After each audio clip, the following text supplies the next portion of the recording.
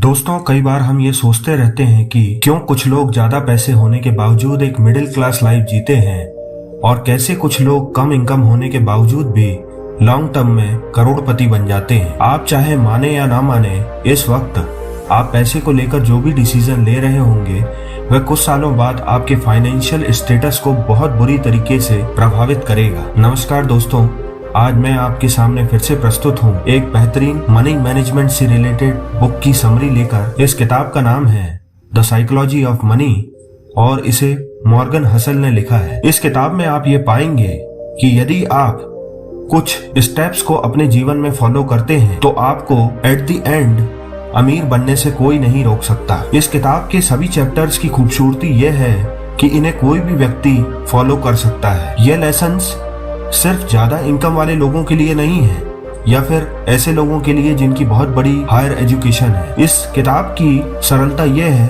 कि इसे कोई भी आम आदमी फॉलो कर सकता है और पैसों के साथ रिलेशनशिप और एटीट्यूड सुधारने का काम कर सकता है। उम्मीद करता हूँ ये किताब आपके जीवन में एक बहुत बड़ा परिवर्तन लाएगी।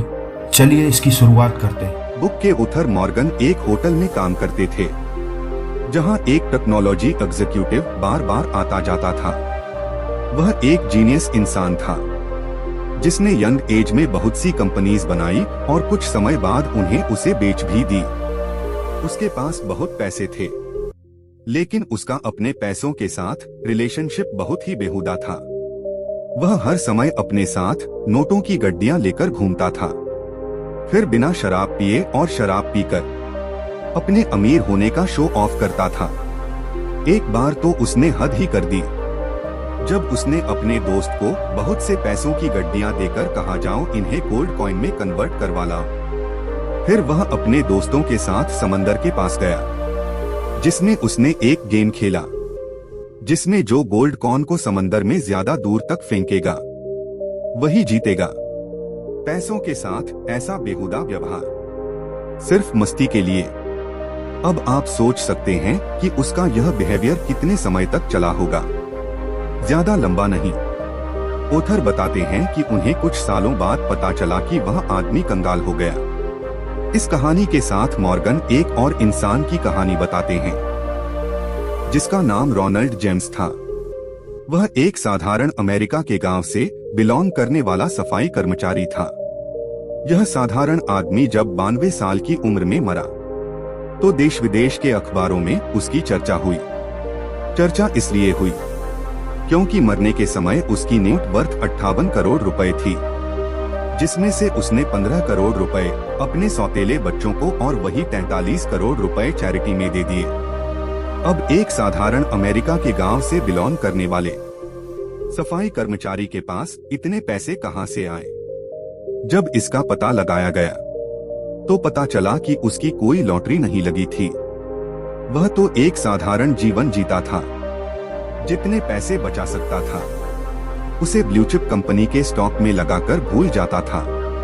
फिर कई दशकों बाद कंपाउंडिंग के पावर ने उसकी छोटी छोटी इन्वेस्टमेंट को इतना बड़ा नेट वर्थ बना दिया कि कोई विश्वास नहीं कर सकता।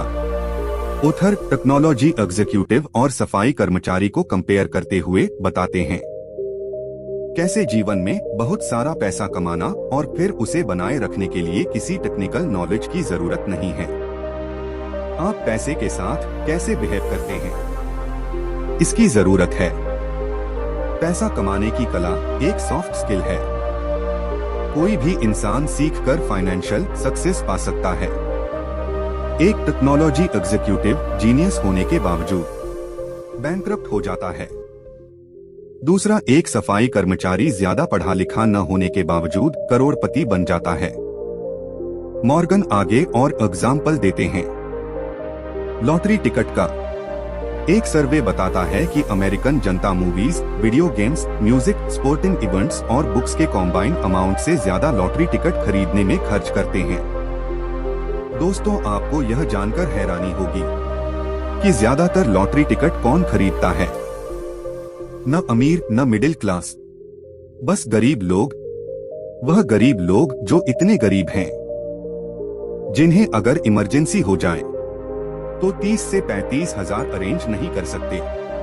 ऐसे गरीब लोग वहाँ पर सालाना 30 से 35 हजार रुपए की लॉटरी टिकट खरीद लेते हैं। वह पैसा जो इमरजेंसी के समय उनके काम आ सकता है, उससे वह लॉटरी टिकट खरीद लेते हैं। क्या यह फाइनेंशियल डिसीजन आपको सही लगता है? आप शायद कहेंगे नहीं, यह क्रेजीनेस है। लेकिन जो आपको और हमको क्रेजी लगता है, वह गरीब आदमी के लिए रैशनल और वाइज डिसीजन है। कैसे? उसके लिए ऑथर गरीब आदमी की सोच के बारे में बताते हैं। गरीब आदमी जो लॉटरी खरीदता है, वह कहता है, हम लोग जो महीने में कमाते हैं, उससे ज्यादा खर्च हो जाता है। सेविंग्स की तो कोई पॉसिबिलिटी ही नहीं होती। बहुत ज्यादा सैलरी, वेकेशंस, बड़ी गाड़ी, बड़े घर, ये सब हमसे बहुत दूर हैं। उतना ही कि हम अपने बच्चों को बड़े कॉलेज में एडमिशन करवा